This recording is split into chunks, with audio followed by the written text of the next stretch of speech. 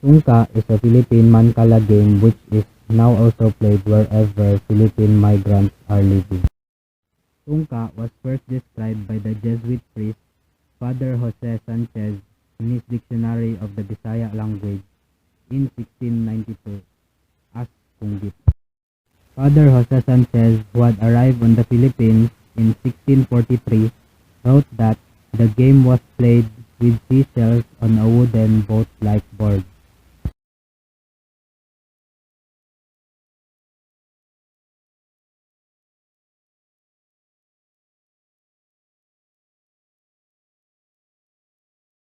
Hi guys!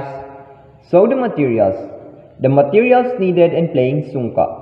A Sungka board and 98 pieces of pebbles or any small, easy to find object such as stone marbles, glass beads, and many more.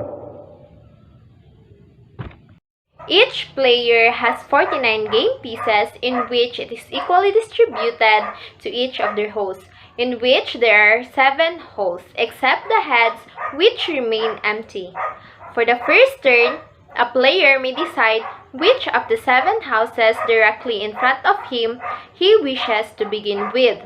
He picks up all the shells from his chosen hole and he should then move his hand around the board in a clockwise direction, dropping 1 shell in each hole or head he passes over, including all of the holes on both sides of the board and the player's head but not the opponent's head. Where you release the last shell from your hand is very important, as it dictates whether you may continue your turn, and if you land in your head, then you may continue your turn from any of your holes. If you drop your last shell into a hole that already had shells in it, you may pick up every shell in that hole and continue turns ends when the last piece falls into an empty hole, whether on the player's side or the side of the board. Then you may claim all the shells in the hole directly opposite. And then you may drop them in your head although the turn is still over.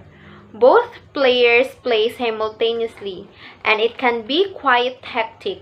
Once a player has ended their first turn, he must also wait for the opponent to complete his turn.